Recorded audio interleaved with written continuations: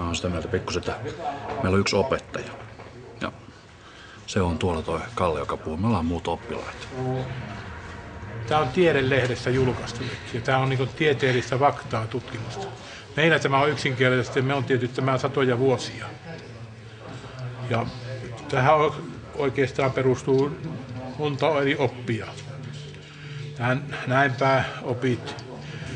näinpää olevat opit, kehäopit, ynnä muut.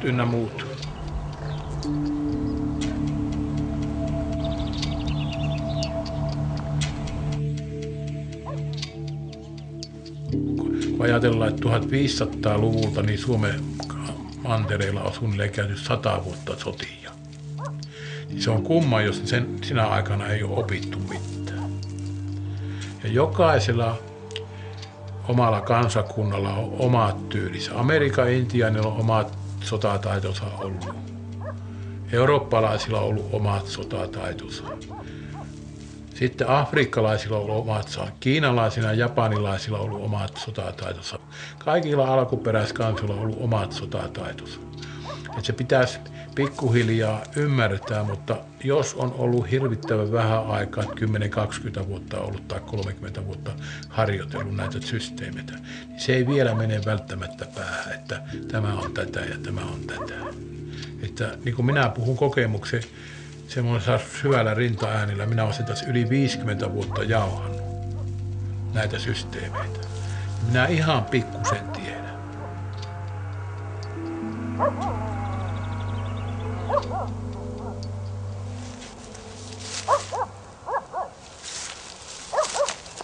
...1200-luvulta lähtien historiankirjossa tunnetaan tämä sana kuin kaspin.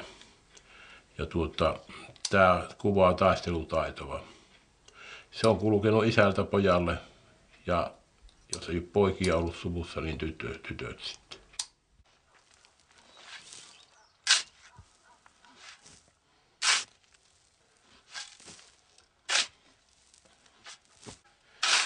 Esimerkiksi ojaa siistittiin tämmönen heitto juttu näin. Ja sitten tämmönen työntöjuttu. Ja sitten vähän kauemmas heitto. Niin niitä kun teki 8 tuntia tai 10 tuntia päivässä, niin ei tarvinnut turhaa huitoa tehdä alas ylös. Ei tarvinnut tehdä semmosia liikkeitä jossakin salilla. Ne tuli automaattisesti, niitä tuli niin paljon niitä toistoja. Että semmonen. Siitä lähtee yksi Kaspini lapiotekniikoista esimerkiksi.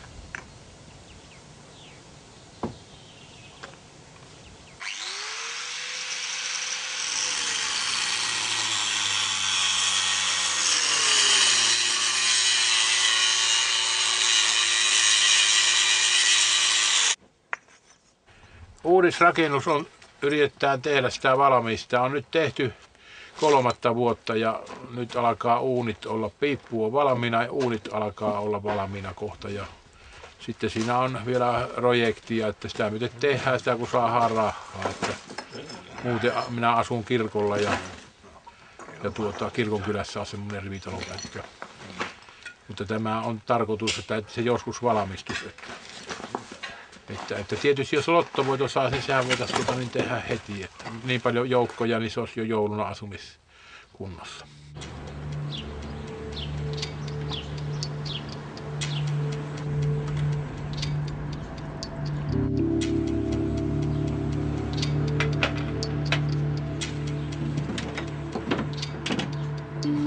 Lapsuus on ollut semmoinen, että salaperäisyys on myhännyt sitä. Myöskin toisten lasten kanssa on leikitty ja oltu piilossa ja ynnä muuta, niin kuin lapsille kuuluukin.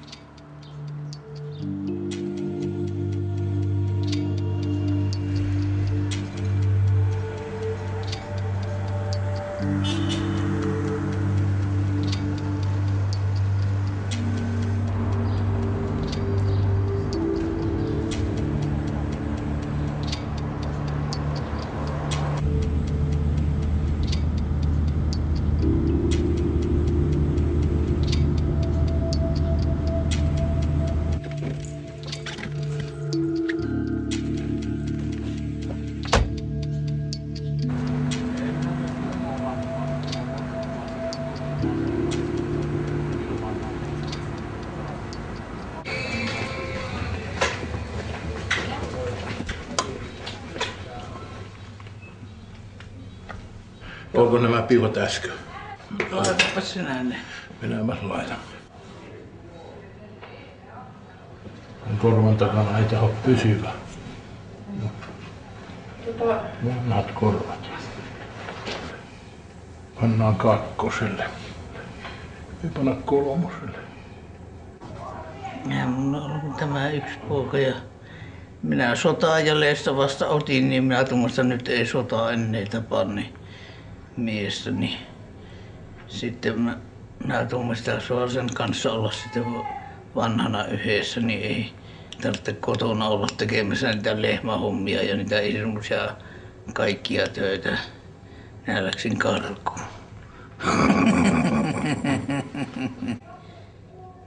Sipulia kasvatit kovasti. Minä kasvatin sipulia, että sain rahaa, että sitten kauppiaat hakkovat autolla sipulit aina pois. Silloin, että minäkin olen listinyt pienestä lähtien puukolla sipuleita ja en kai, että mä semmonen puukon käsittelijä olisi nykyään. No minun elämän niin loppuussa, kun paleiltaan yöllä. Se on 2 yönä nyt paleiltana niin hirveästi.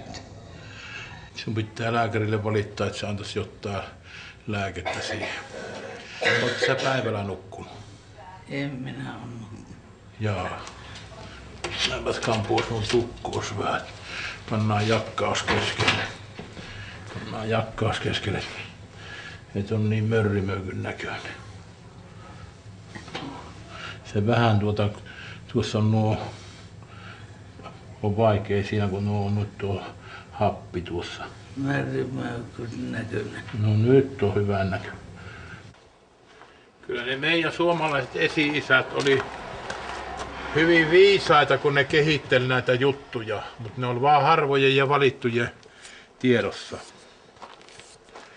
Niin kuin, tälläkin on monenlaista muotoa. Näin on monenlaista muotoa. Näinpä on monenlaista muotoa. Tämä on niin sanottu sormipuukko. Aina tiedetään, tunnetaan kädessä, missä päin se on ja mitenkä päin se on puukon viiltävä osa. Tunnetaan aina se. Nämä jutut tekee sen. Ja jos se sopii tänne näin, niin se on niin hyvä. Meidän pitäisi ottaa tällä lailla hahmia kiinni perinteisesti, mutta kun me pannaan tänne, se on heti peukalompo. Ja puristus on tämmöinen. Pystyy hyvin. Lasketaan keskipakoisvoimalla alas, saadaan perinteinen. Suojataan valtimot. Otetaan kiinni, tuolta vaikka pyöräytetään, saadaan perinteinen. Keskipakoisvoimalla nostetaan, saadaan perinteinen. Saadaan sormi, saadaan sormi. Hyvin yksinkertaista. Ensimmäisen kerran näette ja vilmaatte tätä. Mä oon pitänyt sitä piilossa, eikä tätä ole kukaan muu näyttänyt, eikä varmaan tällä hetkellä edes pysty tietämään näistä Suomessa. Tämä harjoittelu on tapahtunut armovuonna 56-57. Otto Venäläinen lähti opettamaan minua puukkotekniikoita ja sitä ennen minun setään Tatu Valkonen opetti mulle muutamia peruskuviointia puukossa. Minä saatoin olla semmoinen 5-6 vanha. Sitten mä tein puukkonäytöksiä, kun isä oli teurastaja. Ja kun elukka oli teurastettu, niin sitten mä näytin viimeksi sitten isä isolla teurastuspuukolla, että minkälaisia. Tämä näytös sisälti sen, että kusrakko piti puhkasta ja sitten minä painoin jalalla ja kusi lenti siitä, niin se oli täydessä isännästä niin mukava, että tämä oli semmoinen puukkonäytös. 7, 8, 9, 10. Ja sitten pikkusen nopeammin taas vasemmalla kädellä, semmoilla 75% nopeudella. 1, 2, 3, 4, 5, 6. Muistakaa, että kantapäät pysyy alhaalla, että ne ei nouse näin. Ja sitten otetaan toisinpäin jalka. Ja työnnetään, minuutti kestää tämä työntö, 10 työntöä. 10 työntöä ja minuutti on hyvä.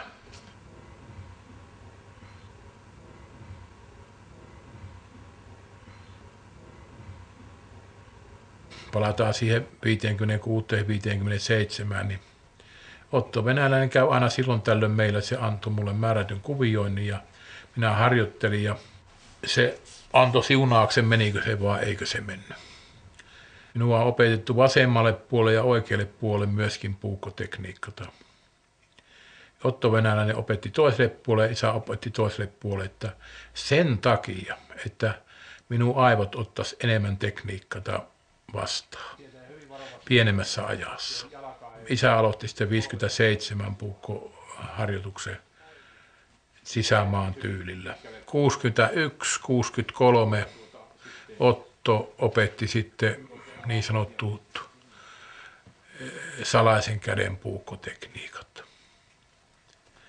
Ja ne on semmoiset aivan alkuperäiset suomalaiset ja niitä Oton puheen mukaan myöskin Tille-sotilaat käytti silloin 1600-luvulla, kun oli Saksassa 30 vuotta. Siellä on miekkaveto ja puukonveto yhtä aikaa, se kävi niin kuin ristiin. Että kaiken näköisiä tämmöisiä erikoisjuttuja. Sitten näitä myrkkyoppijuttuja kanssa ja kaiken näköisiä tällaisia. Vanhaa systeemiä.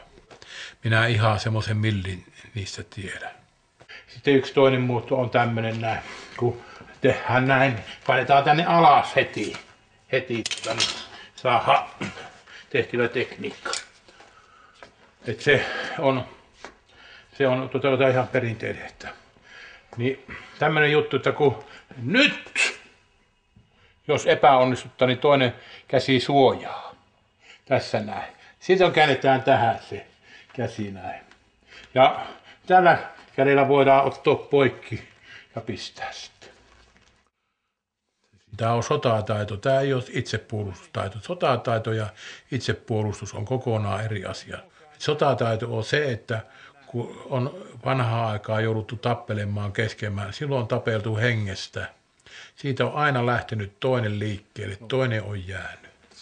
Se siitä. Eihän sillä nyt nykymaailmassa tämmöisellä sotataidolla ei ole mitään merkitystä. Nythän pannaan nurkan takkaa, katsotaan tähtäimestä, että siellä on joku, niin sitten napsaatetaan. Kaikkia tämmöisiä on. Se on vanhaa.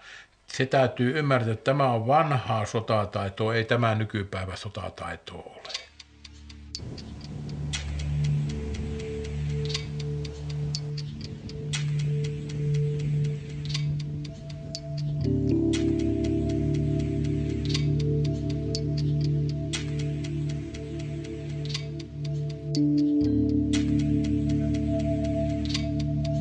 Minä en koko systeemiä milloinkaan lähtenyt edes opettamaan. No, mutta semmoinen herra, kun saa varmaan mainita nimen, kun Laineen Martti oli semmoinen 15 vanha. Ja tuli minun luo ja sanoi, että opettasitko sinäkin tuota hänelle, että kun hän on kahtonut, kun sä teet semmoisia ihmeellisiä juttuja.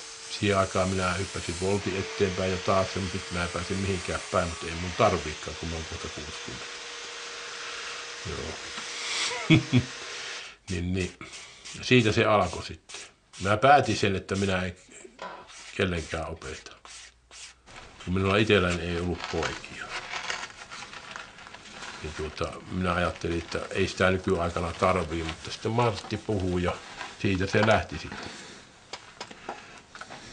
Onhan täällä Suomessa iän kun päivä, jos me lähdetään Pähkinäsaaren rauhasta 13.23, sen jälkeen on 100 vuotta ollut sotia tai sitten miehitystä. Totta kai täällä on pakko olla oppia jotain taistelua tai jotain tyyliä. Sitten kun joku on sitä oppinut, jossain vaiheessa joku on tullut jostain syystä nimen näille jutuille. Nämä on ikään kuin tuotteistettu sitten, vaikka oikeasti ne on ehkä enemmän ollut jokainen ihminen omalla tavallaan vienyt sitä asiaa eteenpäin. No sitten miten se vaikuttaa sitten koko Suomen kamppailuelämään, niin kuka meistä sen tietää? Kuka sen pystyy sanomaan, että mitä on, että kuka on vaikuttanut mihinkäkin, niin en mä loppuun ainakin muun kyvyt sanoa.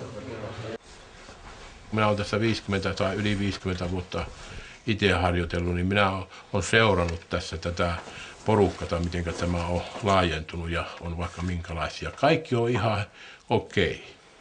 Ja kaikista löytyy samanlaisia tekniikoita. Ja mitenkä kasvin esimerkiksi poikkeaa, niin se jalalle astuminen on hyvin tärkeä siinä. Sitten hypätään päälle. Sitten pyöritellään, että se on joka paikassa. Täällä on joka paikassa, että se on tiivis. Hangataan tämmöisillä tutuilla liikkeillä.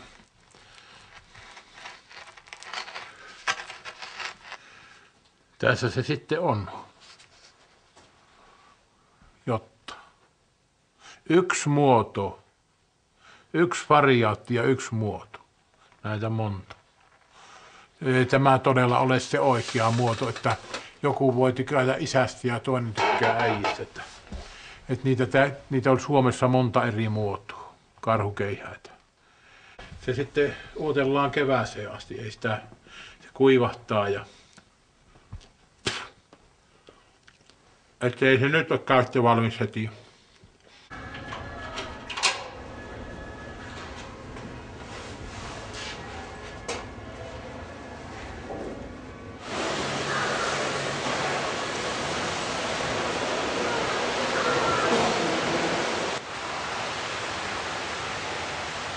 Minun pappa esimerkiksi kellun, se nukkuu vedessä. Sehän tykkäsi nukkua. Monta tuntia nukkuu vedessä selällään. Ja silloin se on semmoista, puhutaan sitä täydellisessä rentoutumisessa, kun pystyy nukkumaan.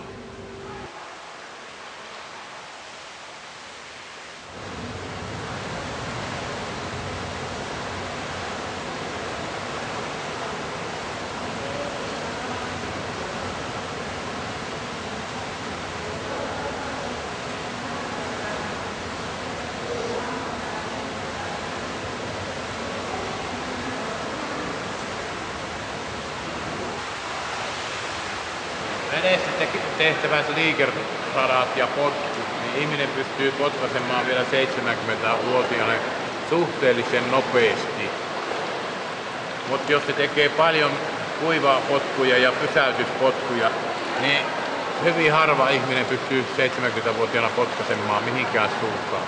Täällä vedessä pystyy potkimaan ja harjoittelemaan ja tulos on aivan sama kuin tuolla jossakin muuallakin.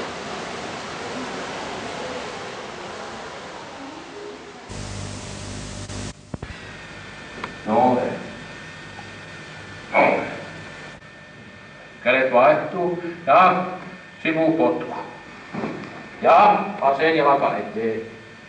Kädet vaihtuu ja takimmaisella potku. Ja etumaisella. Takimmaisella. Etumaisella.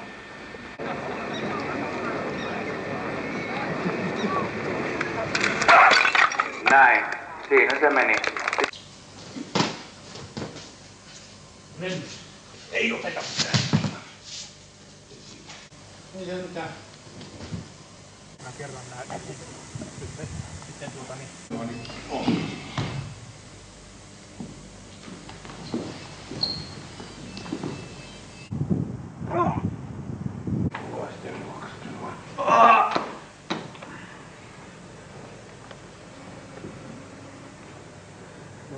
No 45 astetta. Risukko, noin.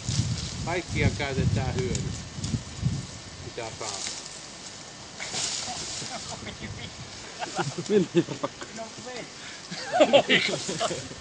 Sitten toiseen suuntaan.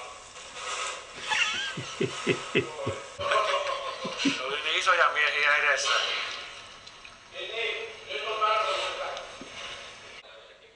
Tämä on 25 vuotta vanhaa sitten ainakin. On pistooli ja sitten on sormipäälyönnit ja hermopäätteet. Korvan pisteitä on siinä. Käsien jakoja. Siinä on järjestelmät. Siinä on akupunktuuri, hengitys, renkoutu. Kaspini ja kiinalaisen miekan yhtymäkohtia. Tämä on ollut ihan kuun päivät Suomessa. Nämä on sitten näiden päin olevia linjoja. Tässä on nyt imusolmukkeita. On tietysti lääketiede nykyään, mutta ne on tiedetty. Ja nämä on tämmöisiä räjähtäviä juttuja. Näinpää olevat linjat, niitä on monta. Sitten 8 tässä, kierto. Siinä on, ja näette, kanssa täytyy olla hyvin tarkkana niin kuin näissä sotilasleikkilöissä. Kun tunnet salaisuuden, sinua ei tarvitse kuin koskettaa tai ei sitäkään. Ilmaa saa olla välissä.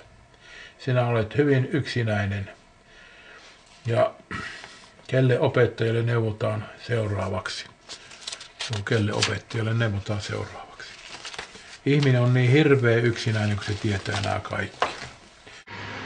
Sen verran tätä aseita. Ja vanhoille sotilaille, naisille ja miehille, menneille sukupolville. Hiljainen hetki alkaa nyt.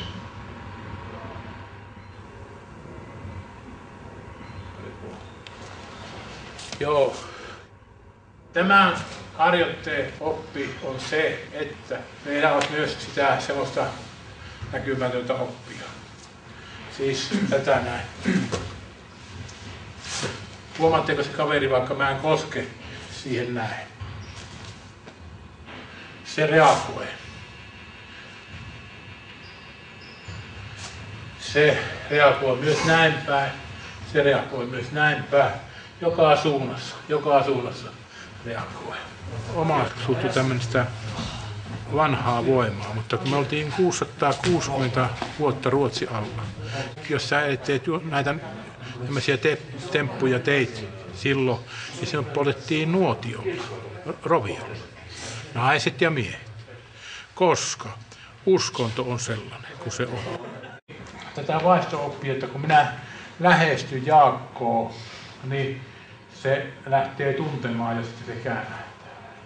Noin. Ja nyt se tähän aloitettiin sitten, joo, minä heilun anteeksi, mä en pitänyt heilua. Kämmelet vähän taaksepäin. Ihan rentona koitetaan. Jokainen tekee sitä, mitä tekee, ja jos jonkun mielestä tämä on tuubaa tämä koko juttu, niin se saa olla jonkun mielestä tuubaa. On meilläkin sitä omassakin näitä, sanoisinko näitä uskonpuhdistajia, joiden mielestä on tämä on niin puhdas oppia, hieno oppia, niin edespäin, jotka haluaa sitten vänkätä. Että ei mun mielestä, että niin, kyllä se on niin kuin, mitäs siinä? Jos joku on sitä mieltä, että tämä ei ole mitään, niin se on ihan ok. Jos jonkun mielestä tämä maailman paras juttu, se on ihan ok. Mitä sillä on väliä? 30. Noin, 30. Ei ollut paha. Hyvä. Niin, käsi, torjunta, kierretään ja pam. Joo, ei telekkarissa ei näytetä tätä.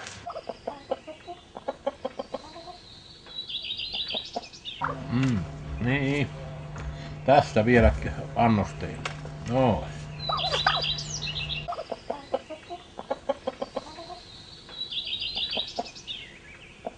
No niin. Nyt. Alas.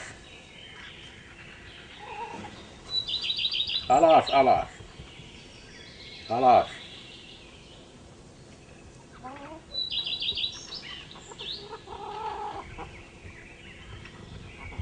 Mene kukko pois siitä. Pois siitä. Täytyykö mun tehdä sinullekin? Pois siitä linjalta nyt.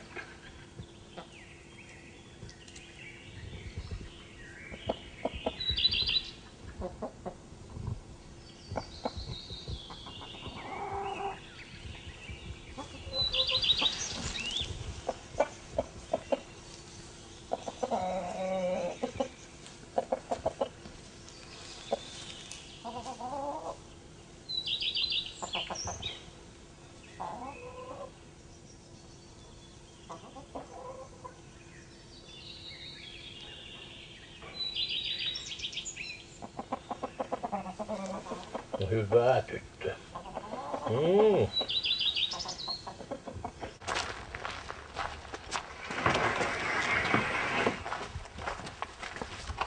Näitä isompia kukkia, niin tässä on tää pelakuu, se kestää suht koht hyvin.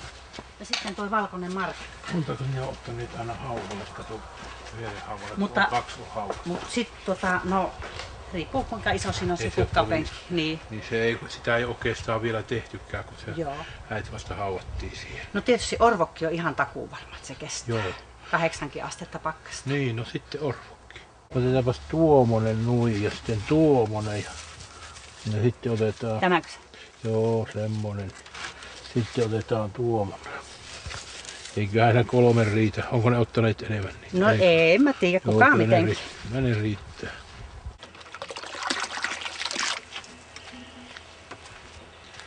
Joo.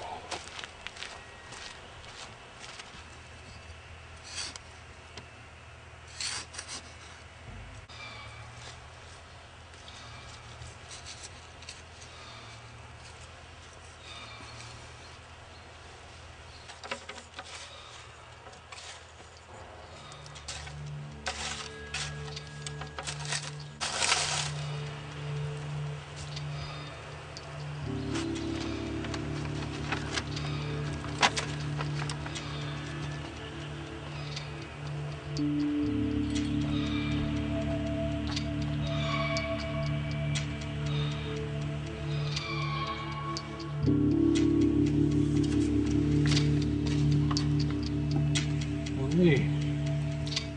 Se on siinä.